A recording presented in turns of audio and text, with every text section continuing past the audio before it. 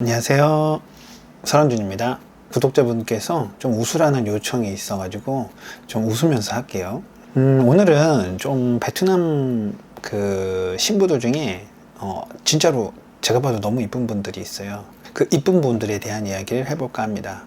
저희 카페나 이런 신부 프로필에도 그렇고 화상을 해보거나 맞선을 진행해 보면은 너무 이쁜 신부님들이 어딘가에는 꼭 있습니다. 제 눈에만 이쁜 게 아니라 누가 봐도 이쁜 분들을 말하는 거고요.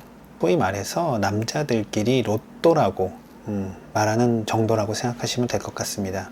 저 역시 남자기 때문에 신랑님 입장이라면 눈이 돌아갈 것 같은 정도겠죠. 하지만 이렇게 이쁜 신부님들을 선택하는 신랑님들을 보면, 저를 아는 신랑님들은 아시겠지만 나름 소신 있게 운영하는 입장에서 약간의 걱정이 생기게 됩니다. 이유는 간단합니다. 저의 미래의 목표를 위해서는 사고가 안 나야 되는데, 신부를 검증하는 과정에서 문제가 있는 여성이라고 판단되면 과감하게 신랑님들에게 말씀드리고, 신랑님들이 냉정하게 판단할 수 있도록 최선을 다합니다. 그게 제 일이겠죠. 그런 과정에서 문제가 심각한 신부들 같은 경우는 솔직히 거르는 게 맞습니다. 하지만 이쁜 여성의 경우에는 신랑님을 사이에 두고 제가 이미 불리한 위치에서 시작하게 되는 겁니다. 양귀비를 생각해 보시면 쉽습니다. 그 날고기는 충신들이 충언을 아무리 해도 듣지를 않습니다. 그건 너무나도 당연하지만 우리가 남자이기 때문입니다. 이게 본인은 다를 거라고 생각하실지 모르겠지만 대부분의 신랑님들의 모습은 비슷합니다.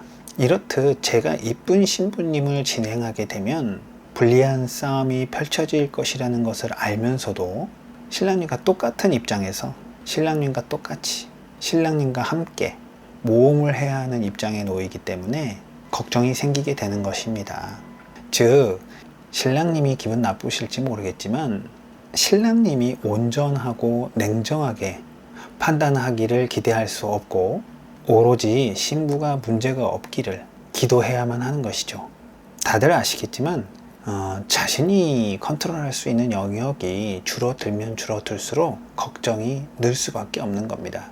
심지어 이런 경우에는 신랑님이 만에 하나 반대쪽으로 결정해도 문제가 있습니다. 만약 신랑님이 냉정하고 현명하게 판단해서 그 신부를 거른 경우, 그 실망감이 그 어떤 다른 경우보다 높으며, 그 뒤로는 웬만한 여성은 마음에 차지도 않는 깊은 늪으로 빠지는 경우가 많습니다. 이래저래 왜 제가 걱정이 많은지 이해되시죠? 따라서 우리는 한번 생각해 볼 필요가 있습니다. 우리가 볼 때 정말 이쁜 베트남 여성은 미국인이 봐도 이쁘고 아프리카 사람이 봐도 이쁩니다. 하물며 같은 아시아인인 베트남 사람이 보면 당연히 이쁘겠죠. 베트남 시골에도 동네 유지가 있고 젊은 남자들은 수두룩합니다. 즉, 가난하고 못난 청년들도 많지만 잘나고 잘 사는 청년도 있다는 말입니다. 하지만 왜 선택을 받지 못하고 국제 결혼을 선택했을까요? 이유는 아무도 알 수 없습니다. 몸에 문신이 있을 수도 있고, 소위 말해서 동네에서 껌 좀 씹었을 수도 있겠죠. 또는 부모가 찢어지게 가난하다 보니까 백마탄 왕자를 기다렸으나 현실의 벽을 빨리 깨달았을 수도 있겠네요. 이렇듯 전자의 문제라면 우리가 이해하기 쉽지 않겠지만, 후자라면 이해할 수 있는 부분입니다. 어차피 멀리 떨어져 살기 때문에 어느 정도 로또라고 생각하실 수 있을 것 같습니다. 하지만 명확한 진실은 후자의 경우처럼 부모의 문제랄지 아예 단점이 없을 수는 없다라는 겁니다. 그런데 우리 신랑님들도 그렇고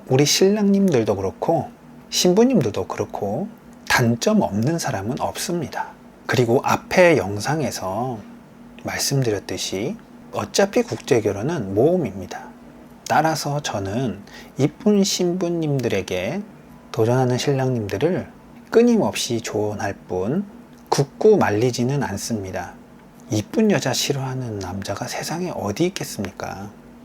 너무나도 당연하고 자연스러운 흐름을 저 역시 거역하지는 않는다는 말입니다.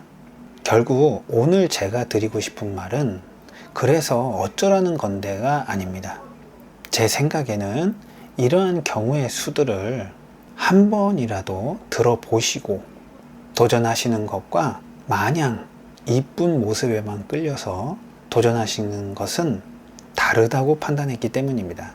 이쁜 여자는 3년, 착한 여자는 30년 이라는 어른들 말씀을 다시 한번 기억하는 시간 가지시며 부디 오늘 이 영상을 보시고 기억해 두셨다가 저희 업체 또는 다른 업체의 누군가가 조언했을 때 냉정하게 판단하시고 행동하시는 신랑님이 되시길 바라보며 마치겠습니다. 감사합니다.